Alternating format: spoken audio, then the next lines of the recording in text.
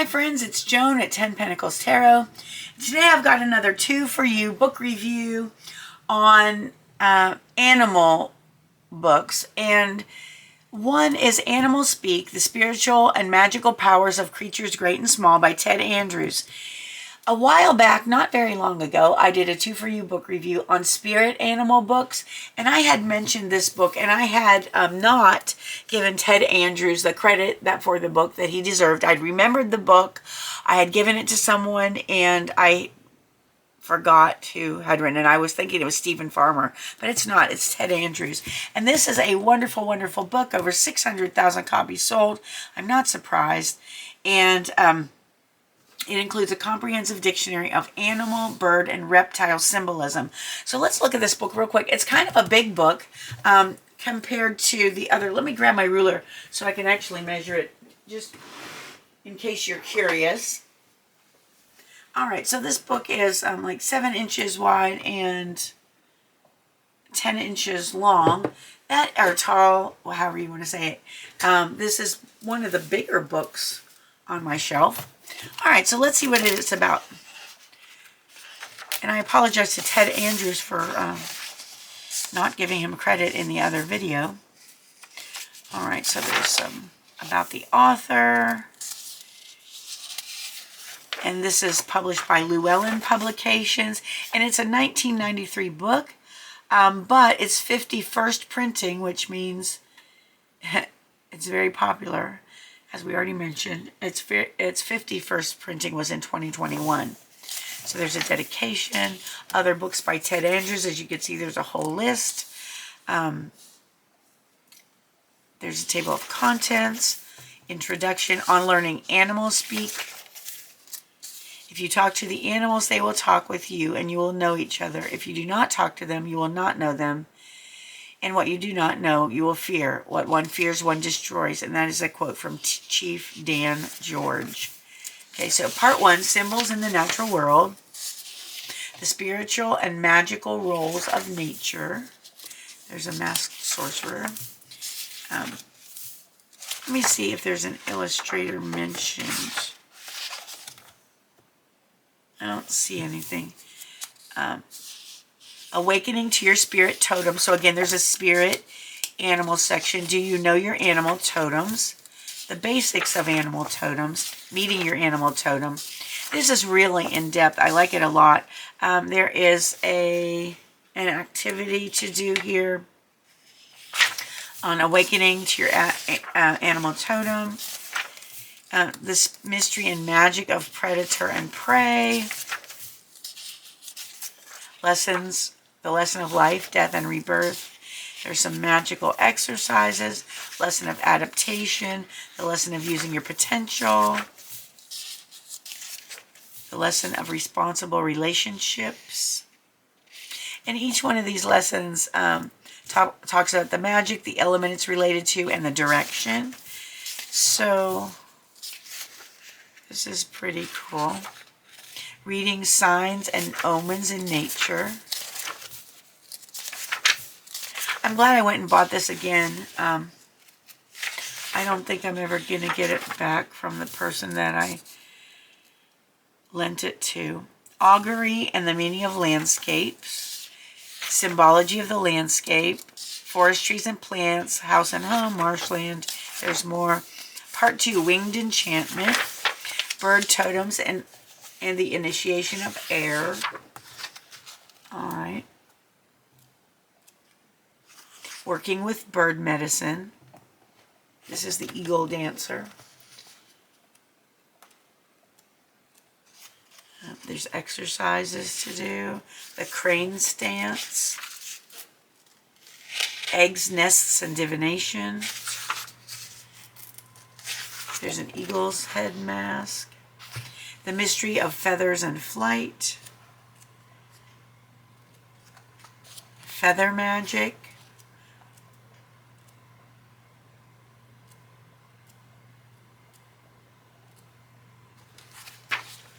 Prayer sticks and wands. This is all still feather magic. Wearing your feathers, enhancing and protecting your feathers. Then we have Dictionary of Bird Totems. Okay, so then it goes through some of the birds.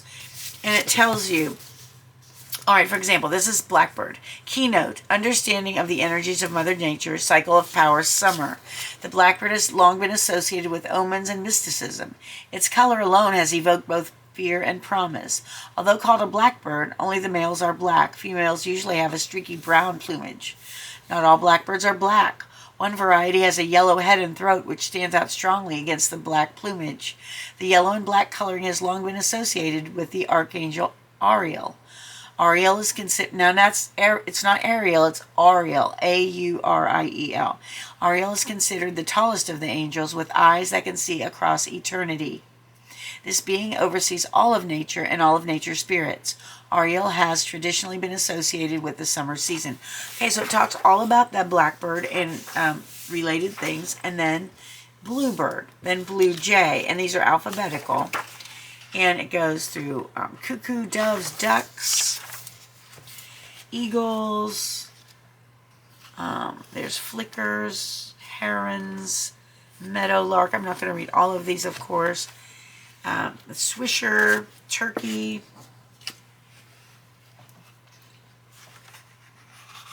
I got this at Barnes & Noble, by the way. That bookmarker just flew out, and there it is. Okay, part 3, understanding animal medicine. Honoring animal totems.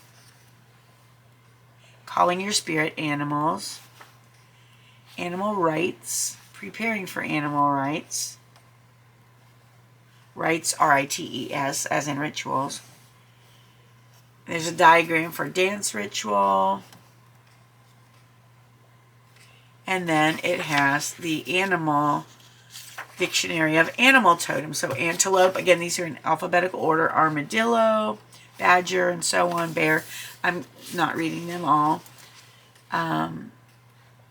But again, each one has a keynote, which would be like for the giraffe, it's farsightedness. The cycle of power is year-round. Moose all the way through. Okay, so panther, I'm skipping a bunch here, skunk. And then we have addiction. Okay, so chapter 14, the exotic language of insects and reptiles, insight into the world of insects. And a lot of the animal spirit guide books and the animal totem books don't contain a lot of insects. Usually you'll have a praying mantis, a butterfly, and maybe a bee, occasionally an ant. And then here we have the dictionary of insect totems. So we have ant, bee, butterfly, beetle, dragonflies, grasshopper, praying mantis, spider. And then we go to the magic of the reptile world, which includes snakes and lizards, crocodiles and alligators, tortoise and turtles, and the tuatara, I don't know what that is, found in New Zealand. I'm sure I will read about that, but not. Well, let's see. And then it says, well, wait, it's in here. Let's find out what that is now that we. I don't see tuatara. I'll look that up later. All right. And then we have totems in a civilized world, and an appendix, a bibliography, myth and mysticism in nature books, and an index, which is kind of cool because if you can't find your animal, you can look it up in here. And okay, 349, tuatara. I know I'm probably saying that way wrong. Let's see what that is. 349. Oh.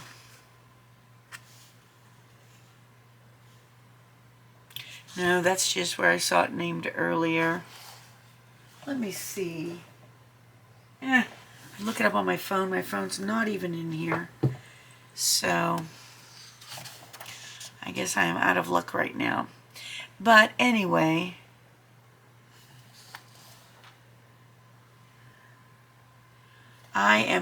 anyway, that is the book, Animal Speak, The Spiritual and Magical Powers of Creatures Great and Small by Ted Andrews.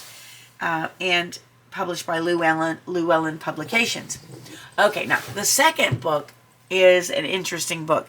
This is Dawn Baumann Brunke's Animal Voices, Telepathic Communication in the Web of Life. Okay, this is not exactly about animal spirits, but it's an interesting animal book. Since I did the other video on animal spirit guides, this is a bit different.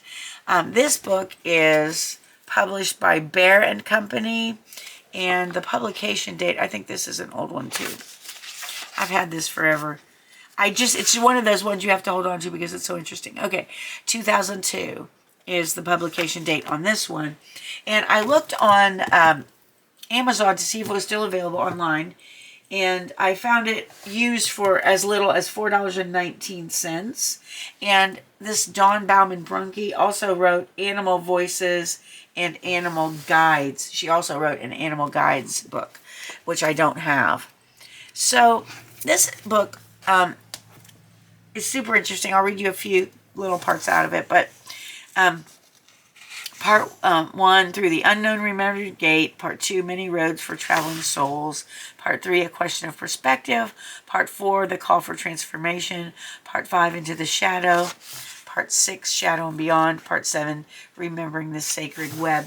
And actually, she talks about talking to animals and some of the things animals have said. So, I mean, believe it or not, it's super interesting. For example, she'll start, Dax is a little yellow-collared macaw. When I asked him what he'd like humans to know, he says, tell them to play, be lighthearted, have fun, be like me.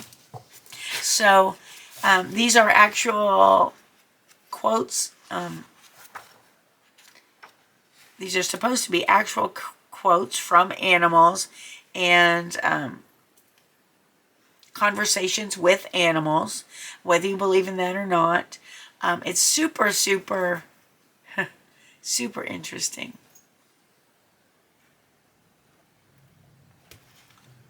So, Violet, on being a cat and a light worker. So she has, okay, Violet is a Siamese cat who lives with communicator Netta Whittles in Connecticut. When I first made contact with Netta, she told me that both Violet and Echo, an Arabian mare, would be willing to talk with me. As Violet began answering my many questions, I was impressed by the detail of her descriptions. Violet spoke of past lives, her fondness for the feline form, and a series of events that led her to find Netta, all with the artistic flourish of a storyteller. In the following interview, Violet and Netta reveal their personal story, how animals work in a variety of forms to help humans expand consciousness and more actively realize our inherent connection with all of life. Now, I totally believe that animals are much more intelligent and much more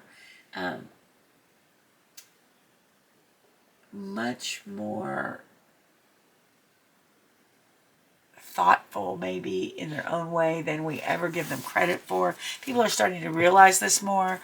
But you know, when your dog looks at you, there's a message in those eyes. You know that as well as I do. All right, so she interviews the cat, Violet. Can you tell us about yourself and how you first began communicating with Netta? And Netta, again, is the horse. She said, I began communicating with Netta in earlier lifetimes when we were both healers. I was feline in form then. We first met at an ancient temple where I was one of the guardians. Siamese cats have guarded temples for tens of thousands of years, and that was my role at the time. Netta was new to the temple, and we had a strong affinity for each other. In those days, all humans were telepathic, at least the ones at the temples were, so there's no problem communicating. Most of them enjoyed talking with the cats, and we felines each had our favorites. The planet was very different then. Humans and animals interacted as equals and shared in the daily responsibilities of their existence. Ceremonies at the temples were performed by humans, cats, snakes, and some animals and other beings who are no longer on the earth. It was a very peaceful and loving time, and we all honored the presence, the one who is all. In later lifetimes, I've mostly been feline in form because that's my favorite. I've lived on other planets in this galaxy and spent many hundreds of thousands of lifetimes as a feline/humanoid species on a distant planet. These are the dominant beings. They are very sentient, artistic, tender souls with much love and musical ability. They are quite wonderful, and I would not have chosen to be on Earth except to help in the current transformation into higher frequencies. In Netta's current lifetime, we have been together twice before. Once when she was a young girl, I came as a black and white male cat. It was an undistinguished lifetime, primarily designed for me to be around Netta for a few years to see how she was progressing, to connect with her energies and to mark them with my own, so that she would recognize me at a later time when our meeting would be more important. When I came the second time, Netta was an adult. We bonded very deeply. Netta was immersed in her own emotional growth, so we did not speak much telepathically. Although we had a powerful connection, she left me with other humans after 7 years, and I had to adjust to living without her presence. During this time, I was beginning to clear my karma from many lifetimes on Earth so that I could resume my healing powers in a clear way when next we met. Oh, I'm sorry. Netta is not the horse. That is my bad. Netta is the lady that she lives with. Echo is the horse. All right, so sorry if that didn't make sense. Anyway, the Netta that she's talking about is her person. Let's see. My third time arriving in Netta's current life was difficult, but I knew that we would resume our former emotional bond and could work together to achieve our life purposes. As a young feline, I was abandoned and had to live on my own and survive until Netta and I would be brought together. I had felt abandoned by her in my most previous recent life with her, and this situation was designed to bring that issue and trust of humans to a climax so I could resolve it. Living on Earth so many times with humans was necessary to adapt my energies so I could be here now and do the healing work I'm trained for. Still, many of these lifetimes were difficult, especially during the periods when humans and felines were enemies. All right, so there is the interviews with different animals, and some of the questions asked are, you seem to have a very clear memory of some of your past lives.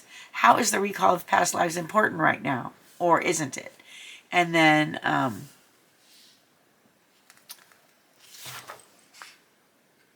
is everyone equally telepathic? So these conversations with the animals are telepathic conversations, obviously. All right, and there is a dog looking at Zach, strong, happy, reddish, golden-furred, brown-eyed Zach, who loves to race and chase balls and have his belly rubbed. It was hard for me to take in this business of energy dogs from other planets. Multidimensionality is a fun concept, but when it comes up close and personal, certain costs are involved. Okay, so you get the idea. This is some wild stuff for some people. Some people think it's just normal. I find it completely interesting, and this is a good read, so I recommend this one. I don't have her other book, but I'm sure it'll be just as interesting. All right, so there's also acknowledgments. Let me see, what else? Did I miss anything? Anyway, these are all actual telepathic conversations with animals. At the end, there's a bibliography. And interestingly enough, in the bibliography is Ted Andrews' Animal Speak book. Of course, this was 1993. This was 2002. So I'm sure that the author of this book read Animal Speak. And this book was $15 new. I'm not sure how much it is now. But anyway, so friends, this was my review of my 2 for You book review of Animal Speak by Ted Andrews and Animal Voices by Dawn Baumann Brunke. And this one is published by Llewellyn in 1993. This one's published by Bear&Company in 2002. Oh, and there is a hilarious conversation with a squirrel in here. And so I definitely recommend you to read that if you get this book. So friends, I see that my camera is starting to overheat. I want to thank you for being with me. If you enjoyed the video, please give it a thumbs up. Consider subscribing to my channel if you haven't. I would love to get 1,000 subscribers soon. We have 622. And so subscribing is completely free for you. If you're interested in the metaphysical, tarot, divination, a lot of other subjects like that, I don't think you will regret subscribing. So please do that if you feel like you want to. Anyway, I appreciate you more than you'll ever know. I hope you have a wonderful morning, afternoon, or evening, whatever it is where you are, and I hope to see you again soon. Thanks for watching. Bye-bye.